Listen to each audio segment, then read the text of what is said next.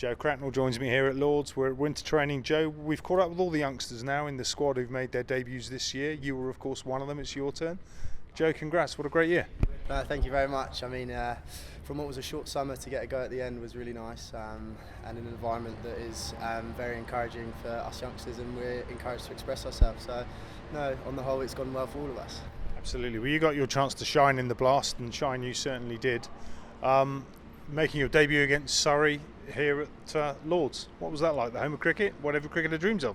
Yeah, exactly. It's what I've dreamt of as a youngster, and usually last year I think the lad said there was something like 28,000 in a packed house here at Lords for the London Derby. So this year was slightly easier without the pressure of the crowd, but no, big game nonetheless, and one that went well for me. So no, very good.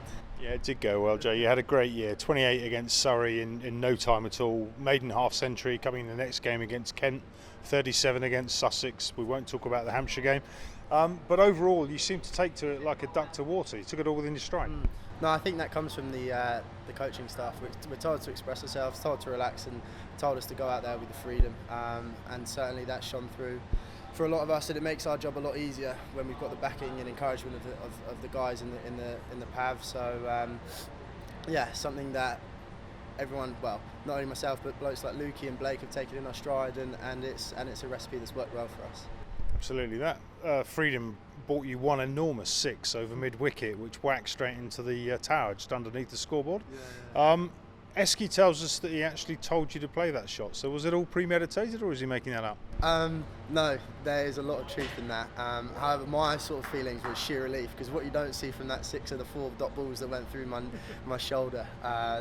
So yeah, no, he did say that, because in the clip you can see sort of points, and he said if he was there, whack him out the park, and I did. So good stuff. You certainly did. T20 is a format, Joe. It's obviously something you're well suited to. You hit the ball hard, you move the field around nicely, and if the field aren't moving around nicely, you clearly put it over their heads. So T20 your preferred format, or do you see yourself playing a role in all the others? Yeah, it is, but I think now, in the way cricket's gone, you have to be able to play all 3 formats. So it's something I'm working on a lot myself, especially my red ball game. But for the moment, that's where I see my route into the team and things like that. But always looking to develop my other aspects of my game.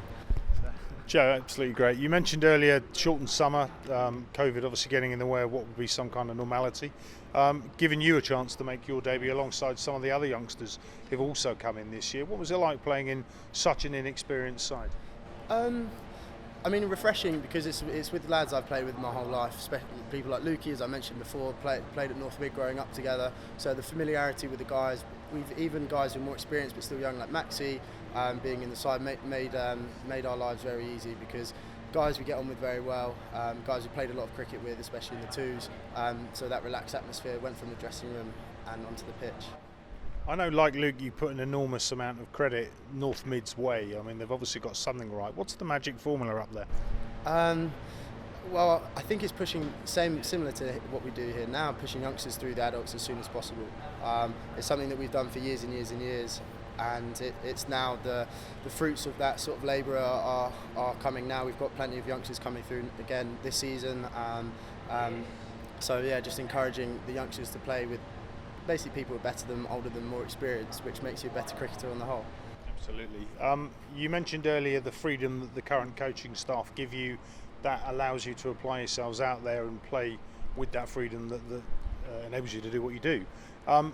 Huge amount of credit, I guess, must go further back to Rory Coots and the coaching staff at the academy, as they've made you into the player you are today. Yeah, exactly. They always say work on your strengths as well as your weaknesses, and that's something that's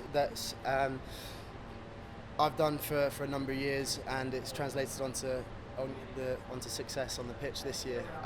So it's not something that happens overnight. A lot of hard work goes into from a young age, and that's where Rory sort of and Alan, when a couple of years ago, sort of push and encourage everyone to work on their strengths and play the way that is natural to you. Well, Joe, as I said, thanks ever so much for joining us. Congratulations on your debut summer. Get the feeling we'll be seeing a bit more of you next year. I hope so. Thank you.